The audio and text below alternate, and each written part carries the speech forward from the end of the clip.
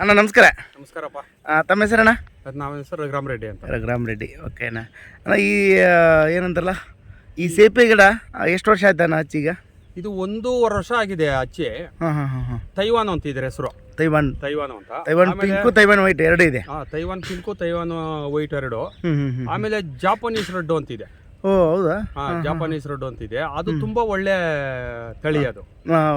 ಇವಾಗ ಸದ್ಯಕ್ಕೆ ತೈವಾನ್ ಹಾಕಿದೀವಿ, ನಮ್ಗೆ ಗೊತ್ತಿರ್ಲಿಲ್ಲ ಅವಾಗ.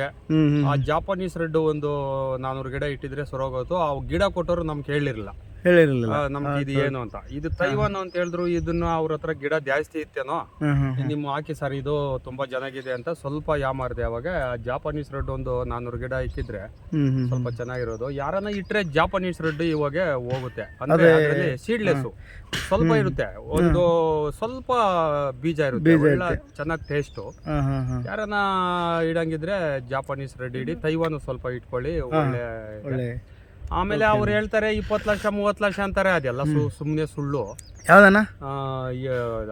ಯೂಟ್ಯೂಬಲ್ಲಿ ಹೇಳ್ತಾರೆ 1 ಎಕರೆಗೆ 20 ಲಕ್ಷ ದುಡಿತೀವಿ ಅಂತ ಹೇಳ್ತಾರೆ. ಅದೆಲ್ಲ ಸುಳ್ಳು. ಸ್ವಲ್ಪ 20 ಲಕ್ಷ 30 ಲಕ್ಷ ಬರಲ್ಲ. ಏನೋ ಪರವಾಗಿಲ್ಲ, ಕರೆಕ್ಟ್ ಆಗಿ ನೋಡ್ಕೊಂಡು ಇಟ್ಕೊಂಡ್ರೆ ರೇಟ್ ಇರೋವಾಗ ಅವರೇ ಬರ್ತಾರೆ, ಕಸ್ಟಮರ್ ಅವರೇ ಬಂದು ಕಿತ್ಕೊಂಡು ಹೋಗ್ತಾರೆ. ನಮ್ದೇನು ರಿಸ್ಕ್ ಇರಲ್ಲ. ಸ್ವಲ್ಪ ಈ ಮಳೆ ಕಾಲದಲ್ಲಿ, ಥಂಡಿ ಕಾಲದಲ್ಲಿ ಸ್ವಲ್ಪ ಹೋಗಲ್ಲ. ಅದು ಸ್ವಲ್ಪ ಹೋಗಲ್ಲ. ಅದು ಸ್ವಲ್ಪ ಕಷ್ಟ. ನಾವೇನ್ ಮಾಡ್ಬೇಕು, ತಳಿಕೆ ಆವಾಗ ಗಿಡಕ್ಕೆ ಏನ್ ಮಾಡ್ಬೇಕು, ಕಟಾವ್ ಮಾಡ್ಬೇಕು. ಪೂನಿಂಗ್ ಮಾಡಿ ನಾವು ಆ ಮಳೆ 3 ತಿಂಗಳಲ್ಲಿ ಪೂನಿಂಗ್ ಮಾಡಿ ಬಿಟ್ಬಿಡ್ಬೇಕು. ಸೆಪ್ಟೆಂಬರ್ ಅಲ್ಲಿ ಅಕ್ಟೋಬರ್ ಅಲ್ಲಿ ಕಟಿಂಗ್ ಮಾಡಿ ಬಿಟ್ರೆ ಜನವರಿ ಕಾಯಿ ಬರಂಗ್ ಮಾಡ್ಕೋಬೇಕು. ಸೆಂಟ್ರಲ್ 3 ತಿಂಗಳು ಅದು ಕರೆಕ್ಟ್ ಆಗಿ ನೋಡಿ, ಆಮೇಲೆ ಜನವರಿ ಫೆಬ್ರವರಿ ಮಾರ್ಚ್ ಏಪ್ರಿಲ್ ಮಾಡಿ ಕಟ್ ಮಾಡಿಬಿಡ್ಬೇಕು. 3 ತಿಂಗಳು ಆಮೇಲೆ ಆ ಗಿಡ ಬೆಳಿತೈತೆ. ಗೊಬ್ಬರಗಳು ಅವು ಒಳ್ಳೇದೇ, ಏನ್ ಅಷ್ಟೊಂದು ನಮ್ಗೆ ಏನ್ ರಿಸ್ಕ್ ಇರಲ್ಲ. ಸ್ವಲ್ಪ ಮದ್ದುಗಳು ಸ್ವಲ್ಪ ಇರ್ತವೆ. ಆಮೇಲೆ ಒಂದು ನಿಮಿಟೆಡ್ ಅಂತ ಒಂದು ರೋಗ ಇದೆ ಅದಕ್ಕೆ. ಅದೊಂದು ಬಂದ್ರೆ ಸ್ವಲ್ಪ ಕಷ್ಟ. ಇವಾಗ ಅದಕ್ಕೂ ಕಂಡು ಹಿಡಿದಿದ್ದಾರೆ ಸುಮಾರು ಮೆಡಿಸನ್ಗಳು. ಆಂಧ್ರದಿಂದ ಸೆಬ್ರಿಕಲ್ಚರ್ ಅಂತ ಕಂಡು ಹಿಡಿದಾರೆ. ವೇಲಂ ಫ್ರೈ ಹಾಕಿದ್ರೆ ವೇಲಂ ಫ್ರೈ ಸ್ವಲ್ಪ ಕಾಸ್ಟ್ಲಿ ಆದ್ರೂ ಪರವಾಗಿಲ್ಲ.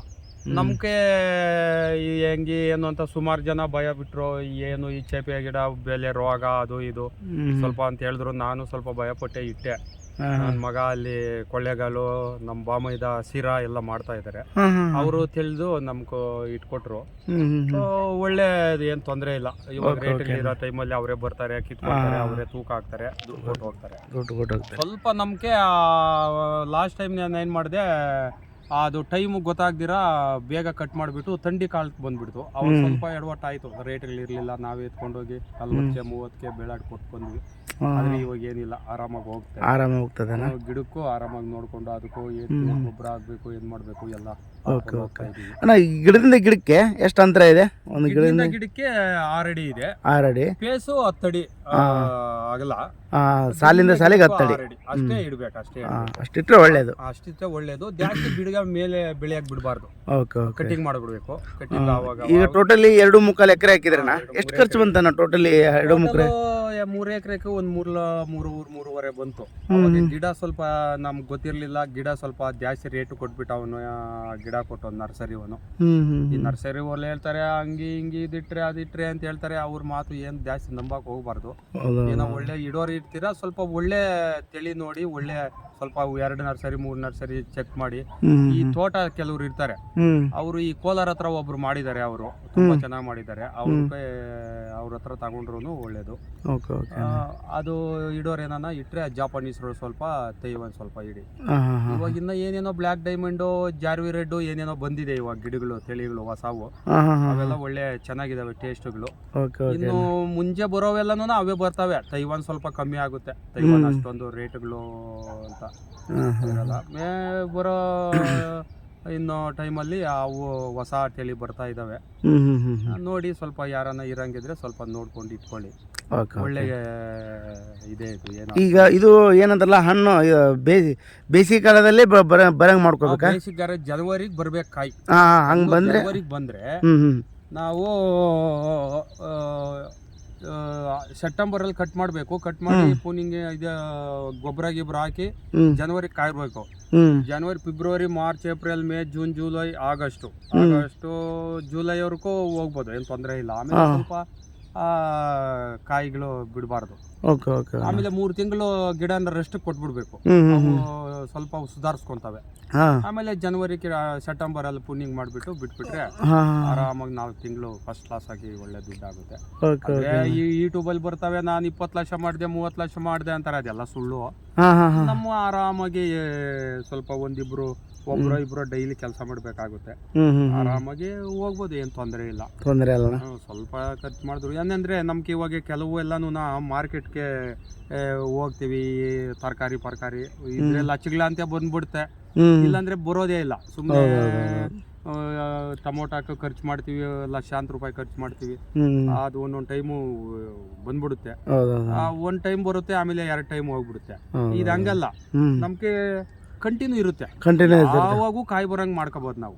ಅಂದ್ರೆ ಯಾವಾಗೂ ಕಾಯಿ ಬರಂಗ್ ಮಾಡಿದ್ರೆ ಗಿಡ ನಮ್ಗೆ ಸ್ಟ್ರೈನ್ ಆಗುತ್ತೆ.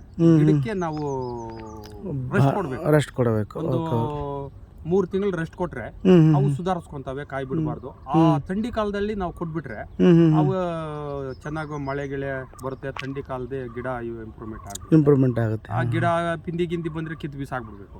ಏನೋ ಗಿಡಕ್ಕೊಂದು 10-15 ಬಿಟ್ಕೊಂಡು ಮಾಮೂಲಿ ಬರ್ತಾರಲ್ಲ ಕಸ್ಟಮರ್ಗೆ, ಅವ್ರಿಗೆ ಇಲ್ಲ ಅಂದ್ರೆ ಅವರು ಸ್ವಲ್ಪ ತೊಂದರೆಗಳಾಗ್ತವೆ. ಡೈಲಿ ಕಸ್ಟಮರ್ 1-3 ಪಾರ್ಟಿ 2 ಪಾರ್ಟಿ ಹಿಡ್ಕೊಂತೀವಿ, ಅವ್ರು ಡೈಲಿ ಒಂದ್ ದಿವಸ ಬಿಟ್ಟು ಒಂದ್ ದಿವಸ ಅವರೇ ಕಿತ್ಕೊಂಡು ಹೋಗ್ತಾರೆ, ಏನ್ ತೊಂದರೆ ಇಲ್ಲ. ಹೆವಿ ಕ್ವಾಂಟಿಟಿ ಬಂದ್ರೆ ನಾವ್ ಏನ್ ಮಾಡ್ಬೇಕು, ಪೋಲ್ಸ್ ಅಲ್ಲಿ ಕೊಡ್ತೀವಿ, ಅವರೇ ಬರ್ತಾರೆ. ಅವ್ರು ಬಂದು ಅರ್ಧ ಟನ್ನು 1 ಟನ್ನು ಅವರು ಹೆವಿ ಎತ್ಕೊಂಡು ಹೋಗ್ತಾರೆ. ಈಗಲ ಮಾಮೂಲಿ ಕಸ್ಟಮರ್ ದಿನ 200 kg 100 kg 50 kg ದಿನ ಹೋಗ್ತಾ ಇರುತ್ತೆ, ಏನ್ ತೊಂದರೆ ಇಲ್ಲ. ಒಳ್ಳೆ ಬೆಳೆನೆ, ಸ್ವಲ್ಪ ನೋಡ್ಕೋಬೇಕು. ಆ ನಿಮಿಟೆಡ್ ಒಂದು ರೋಗ ಇದೆ, ಅದು ಬೇರೆ ಏನು ಬರಲ್ಲ ಗಿಡಕ್ಕೆ. ಆ ನಿಮಿಟೆಡ್ ಅಂತ ಒಂದು ರೋಗ ಬರುತ್ತೆ, ಅದೊಂದು ಮಾತ್ರ ನಾವು ಸುಧಾರಿಸ್ಕೋಬೇಕು, ನೋಡ್ಕೋಬೇಕು. ಮುಂಚೆ ಫಸ್ಟ್ ಗಿಡ ಇಡೋವಾಗೆ ನಾವು ಚೆಕ್ ಮಾಡಬೇಕು. ಎದ್ಬಿಟ್ಟು ಸ್ವಲ್ಪ ಬೇವಿನ ಹಿಂಡಿ, ಇದು ಎಣ್ಣೆ ಅದೆಲ್ಲ ಹಾಕಿ ಸ್ಪ್ರೇ ಮಾಡ್ಕೊಂಡು ಅದೆಲ್ಲ ಇಟ್ಟು ನೋಡ್ಕೊಬಿಟ್ರೆ ಅದು ಬರಲ್ಲ. ಅದು ನಮ್ಗೆ ಗೊತ್ತಿಲ್ದಿರ ನೋಡು, ಅವರು ಹೇಳಲಿಲ್ಲ, ಗಿಡ ಕೊಡೋನು ವೇಲಂ ಪ್ರೇಯಲ್ಲಿ ನಾವು ಅದ್ಬಿಟ್ಟು ನೀಟಾಗಿ ಮಾಡಿದ್ರೆ ಬರ್ತಾ ಇರ್ಲಿಲ್ಲ. ಅವನು ಹೊಸಬ, ಅವನಿಗೂ ಗೊತ್ತಿರ್ಲಿಲ್ಲ, ಅವನು ಯಾಮಾರಿಸ್ಬಿಟ್ಟ ನಮ್ಮನ್ನ. ಸ್ವಲ್ಪ ನಮ್ಗೆ ಸ್ವಲ್ಪ ಲಿಮಿಟೆಡ್ ಇದಾಯ್ತು. ಆಮೇಲೆ ಕಂಟ್ರೋಲ್ ಮಾಡ್ತಾ ಇದ್ರಿ, ಈಗ ಕಂಟ್ರೋಲ್ ಮಾಡ್ತಾ ಇದ್ವಿ. ಯಾರೋ ಪಾಪ ಇವರು ಆಂಧ್ರದಿಂದ, ವಿಜಯವಾಡದಿಂದ ಯಾರೋ ಕಂಡಿಡ್ದಿದ್ದಾರೆ ಅದಕ್ಕೆ.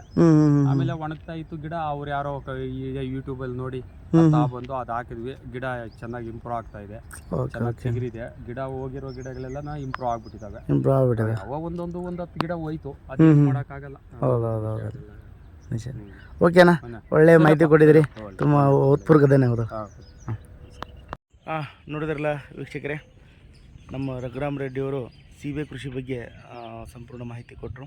ಏನಂತಂದ್ರಲ್ಲ, ನರ್ಸರಿಯವ್ರ ಬಗ್ಗೆ ಡಿಪೆಂಡ್ ಆಗಬೇಡಿ, ಯಾರು ಕೃಷಿ ಮಾಡಿರ್ತಾರೆ ನೋಡಿ ಆ ಕೃಷಿ ಹತ್ರ ಹೋಗಿ ಅವರ ಅನುಭವದ ಮಾತುಗಳನ್ನ ಕೇಳಿ ಹೆಂಗೆ ಬರುತ್ತೆ ಹೆಂಗಿಲ್ಲ ಗಿಡ ಅಂತ ಕೇಳಿಬಿಟ್ಟು ನೀವು ಇದನ್ನು ಕೃಷಿ ಮಾಡಿ. ಯಾಕಂದರೆ ಕೆಲವೊಬ್ರು ಹೇಳ್ತಾರೆ 1 ಲಕ್ಷ 2 ಲಕ್ಷ ಎಕರೆಗ ಅಂತ ಹೇಳ್ತಿರ್ತಾರೆ. ಬರ್ಬೋದು ಕೆಲವೊಂದು ಕಡೆ ಕಷ್ಟ ಇರುತ್ತೆ, ಅದಕ್ಕೋಸ್ಕರ ಹೇಳ್ತಾ ಇರೋದು. ಯಾರು ಕೃಷಿ ಮಾಡಿರ್ತಾರೆ ನೋಡ್ರಿ ಆ ಕೃಷಿ ಬಗ್ಗೆ ಅವ್ರನ್ನ ಹೋಗಿ ಡೈರೆಕ್ಟ್ ಭೇಟಿಯಾಗಿಬಿಟ್ಟು ನೀವು ಕೃಷಿ ಮಾಡಿ ಅಂತ ಇಷ್ಟಪಡ್ತಾ ಇದ್ದೀನಿ.